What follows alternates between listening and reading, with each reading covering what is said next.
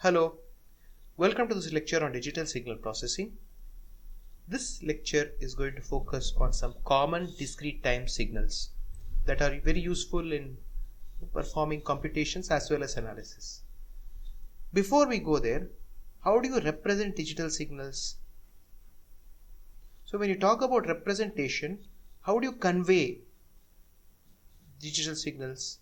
So the way to convey is you can actually do one of multiple ways. So this differs if the length of the sequence is finite or infinite. If you have a finite sequence, you could do something like this. Let us say that there is xn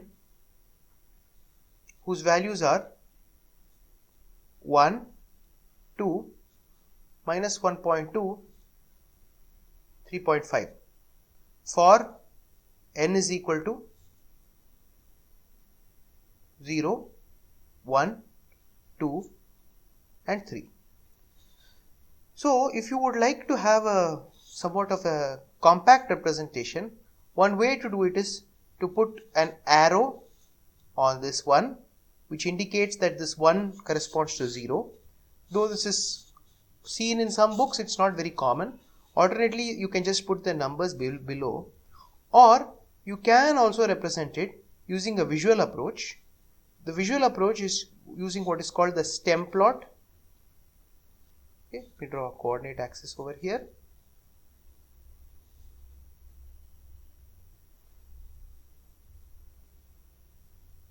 So the stem plot basically gives the values. So for example, if it is 1, at 0 it is 1, we'll draw a line over here.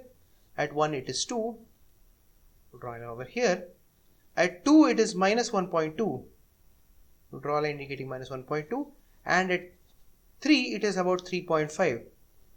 So we'll draw a line like this. So now for 0, 1, 2, 3, these are the values. So 0, 1, 2, 3, and this is n, and this is the representation of xn. Typically these are made to look like stems. So what you have is you have these little tiny circles present on the top. So something like this. Okay, so something like this. Something like this. So that's why these are called stem plots. So these can be thought of as the analog of the graphs that you see for continuous time signals. Of course, there is a limitation on the sizes of the graphs that you can draw, depending on the kind of signal that you are trying to represent. Another more compact notation is using some other functions. For example, if you have some other ways to represent this, can you do so? So that is something which we are going to see. So for that, the first ingredient which allows us to represent digital signal is the so-called unit impulse function. This unit impulse function is something which is very common. It's something which you see used all the time. It is what one can call something of a very basic building block in digital signal processing. So this is a signal which is 1 for n is equal to 0 and 0 otherwise. Seems like a very simple representation for a simple signal, but this is actually very powerful because it can be used to represent some other signals that you have. For example, let's look at this signal.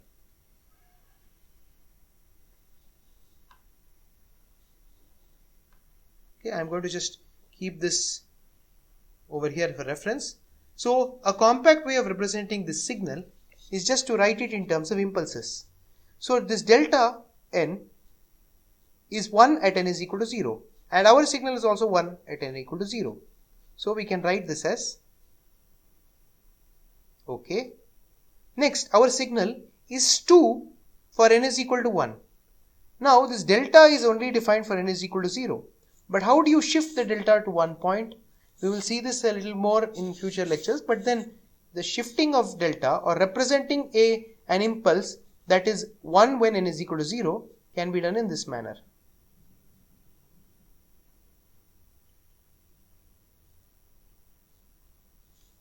So if you write delta n minus 1, notice that when you substitute n is equal to 0, it is 0.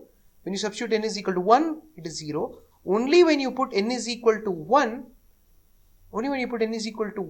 it is 1. For n is equal to 2, it is 0. That is what I was about to say. So you have delta n plus 2 delta n minus 1. What about the third? Minus 1.2 at n is equal to 2. So we can write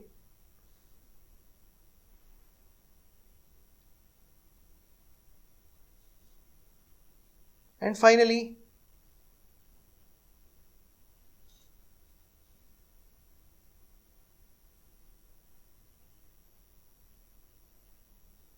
so you can use these delta functions to provide a representation for your existing signals. So this is really useful and in many situations comes in handy. In fact, this delta n, as we will see in further lectures, forms the basic building block that permits you to do convolution and several other advanced operations. Okay. Next, the next signal we are interested in looking at is the unit step. Unit step is also a very handy signal. It's comes in handy whenever you want to do something a little more than impulses. So this is defined as 1 when n is positive or zero or positive and 0 otherwise. This looks like the unit step in continuous time also, though there are subtle differences. Here it is a discrete time signal. So you see that it is actually 1 for n is equal to 0, 1, 2, 3 and so on. First off, let us notice that there is a connection with the delta n that we have seen right now. Because if you are now going to represent this signal in terms of delta n, it is 1 when n is equal to 0, so you get a delta n. It has a 1 when n is equal to 1, so you have a delta n minus 1. You have a 1 when n is equal to 2, so you have a delta n minus 2. And you can keep seeing that for all non-negative shifts away the impulse, you have 1. So you can write this relationship un is the summation for k runs from 0 to infinity delta of n minus k. That is, this stem over here that represents delta n is just copied and pasted multiple times. That is exactly what is happening. So you take this guy, copy it, paste it here, paste. You take this, copy it, paste it here, paste it here, paste it here, add infinitum up to infinity, and you have the unit step. Now notice that this unit step is also playing the role of an accumulation of several deltas, which is why, as we will see in the chapter 3, this is also called an accumulator.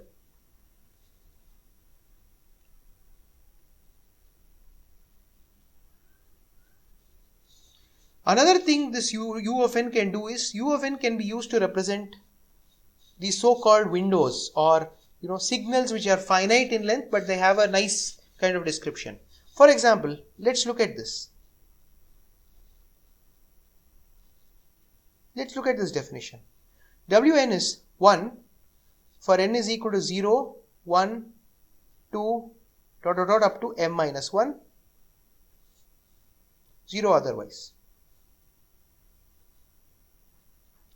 So you can recognize this as being part of a u of n, that is till m you have these sticks, but from m onwards it is 0. So till m minus 1 you have these sticks, but from m onwards it is 0. So how can you represent this? Of course you can do something like this.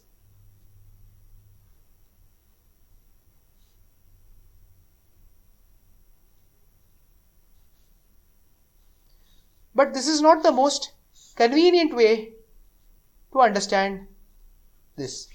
This is not the most convenient way to understand it. So let me just put it in brackets to avoid confusion. You can as well represent this using just the step function over here by realizing that you can actually shift the unit step to get these sticks to the right by writing it as u of n minus capital M. So you can write this also in a more compact way as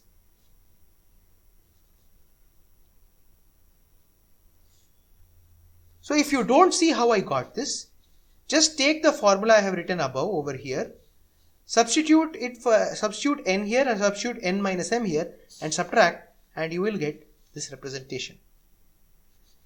There are several other useful utilities which this unit step has. In particular, we can talk about unit step responses of various systems. This is also something which we will look at in the further lectures. The next signal that we are going to look at is the discrete exponential. We have written 0.9 power n un over here, but in general it is written as a power n un. So this a power n un is another important building block in terms of filtering, where this will be one of the representations of a simple infinite impulse response filter. Now, while you may or may not understand what infinite impulse response filter means, you do see that this is actually non-zero for all non-negative values of n, right? Because assuming a is not 0, you can see that this goes to 0 only when n is infinity, which means that this is actually, it looks like almost like the continuous time e power minus x is the discrete time analog of that. This is actually a very important kind of building block for filters, and more complicated exponentials, including complex exponentials, are something we will encounter. We will see these later. One thing I would like you to keep in mind is the choice of a. If a satisfies small a less than 1, then we can say that it is a decaying exponential. But if mod a is greater than 1, it's a growing exponential. I think that is fairly obvious, because for example, if mod a is 2, you will get 1, 2, 2 square, 2 cube, and it keeps growing exponentially. Naturally, for a is equal to 1, this collapses into the unit step. Finally, the last interesting signal that we're going to look at is the sinusoid. Okay, you can call it sinusoid, or it's the discrete sinusoid. So we can write something like cos 2 pi n by 10, or we can say something more general. We can say cos omega naught n. Okay. Now this is actually an interesting situation in the discrete time, because we now have a special definition of the periodicity. So what is a periodic discrete time signal? That is, there is a special definition of for periodicity of discrete time signals. That is, a discrete time signal is said to be periodic only if you can find a capital N. There exists a capital N such that x of n plus capital N is equal to x of n for all values of n, meaning for all n which are integer. That is, if you want cos omega n to be periodic, cos omega naught n to be periodic, you must have cos omega naught n plus n should be equal to cos omega naught n, which basically means that you want omega n to be a multiple of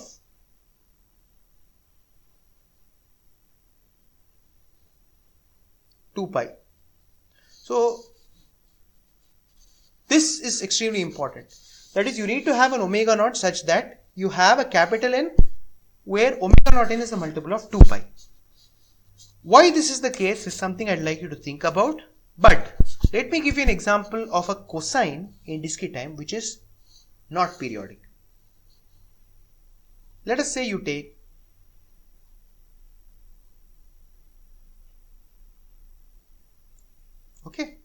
if you take cos root 2n, the problem is you will not find any capital N that satisfies